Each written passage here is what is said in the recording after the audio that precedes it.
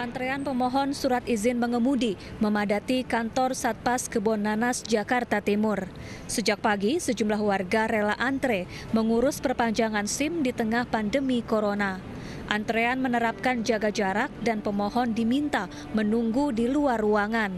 Dalam satu hari, kantor unit Satpas Kebon Nanas, Jakarta Timur ini hanya melayani 150 pemohon. Perpanjangan SIM, kita ada dispensasi sampai dengan tanggal 29 Juni. Oleh karena itu kepada masyarakat yang akan mengurus perpanjangan SIM, saya rasa tidak perlu buru-buru karena memang dispensasinya sampai tanggal 29 Juni. Hal ini berkaitan dengan masalah physical distancing. Pelayanan yang dibuka adalah perpanjangan SIM yang masa berlakunya telah habis sejak PSBB diberlakukan. Bagi warga tertolak pelayanan karena kuota habis, pemohon dapat mendatangi perpanjangan di SIM keliling. Dari Jakarta, Tim Liputan iNews melaporkan. Pemirsa, langsung kita ikuti keterangan pers terkait dispensasi perpanjangan surat izin mengemudi. SIM yang di mall tentu akan kita buka kembali, sehingga ini juga akan membantu untuk memecah antrian. Yang berikutnya, yang terakhir, bahwa masyarakat tidak perlu khawatir kalau SIM-nya itu habis pada masa-masa ini sampai dengan tanggal 30 Juni dan belum diperpanjang, karena saya sudah menyampaikan kebijakan ini kepada anggota di lapangan, dan saya jamin bahwa anggota kami di lapangan tidak akan melakukan penindakan atau menilang terhadap para pengendara yang masa berlakunya SIM-nya habis sampai dengan tanggal 30 Juni. Kami juga akan melakukan upaya untuk menentukan kuota pelayanan harian yang tentunya ini dikaitkan jumlahnya dari kapasitas ruang tunggu pelayanan. Jadi berapa kapasitas ruang tunggu pelayanan yang ada, kapasitas produksinya, kemudian dengan menjaga physical distancing, maka kita tentukan kuota harian pelaksanaan pelayanan SIM.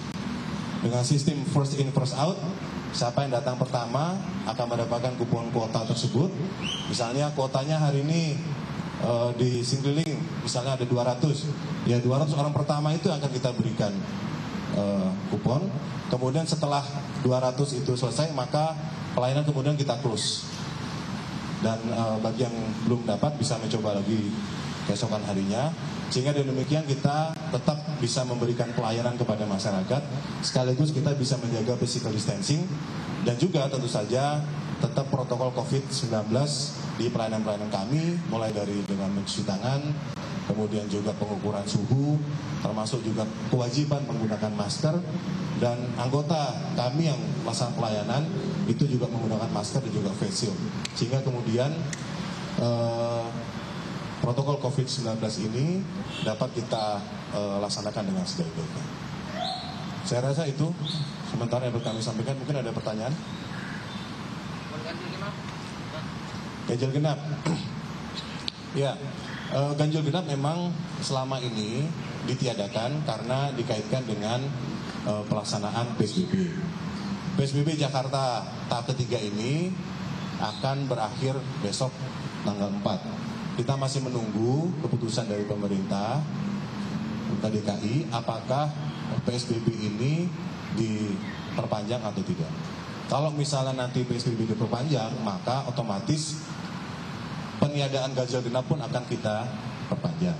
Tetapi kalau nanti misalnya besok keputusannya PSBB ternyata tidak diperpanjang, maka kita akan mengadakan rapat koordinasi dengan instansi terkait, khususnya dengan Dinas Perhubungan DKI Jakarta, untuk menentukan apakah tanggal 5 atau tanggal 6-nya ganjil genap itu akan diberlakukan kembali.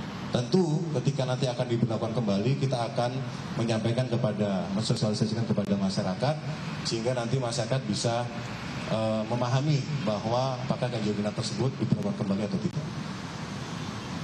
Cukup ya? Kemudian maaf ke masyarakat tidak nyaman. Kenapa?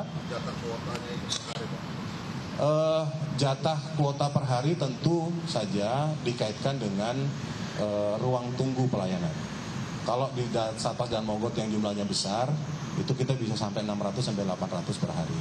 Tapi kalau di SIM keliling mungkin hanya 150 sampai 200 per hari.